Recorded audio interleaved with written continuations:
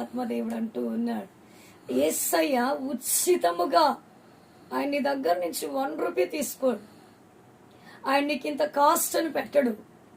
నువ్వు ఏ స్థితిలో ఉన్నా, నువ్వు ఎలాంటి పరిస్థితుల్లో ఉన్నా, భయంకరమైన ఒత్తిడిలో ఉంటూ ఉన్నా, లేక నాకు ఈ జీవితం వద్దని విసిగి వేసారిపోయినటువంటి పరిస్థితుల్లో ఉన్నా, నువ్వు ఎలాంటి స్థితిగతులు గుండా నువ్వు వెళుతూ ఉంటూ ఉన్నా, ఉద్యోగం రాలేక నిరుద్యోగంతో నీ జీవితంలో నీ ముఖంలో సంతోషం అనేది లేదేమో, కరువైపోయిందేమో, నీ నోటికి నవ్వు అనేది కరువైపోయిందేమో, అప్పులు తీర్చుకోలేక వడ్డీలు కట్టుకోలేక నీ సంతోషం ఈ వడ్డీ ఈ యొక్క ధనమే తీర్చుకోలేని పరిస్థితుల్లో అపహరించినట్లు ఉందేమో.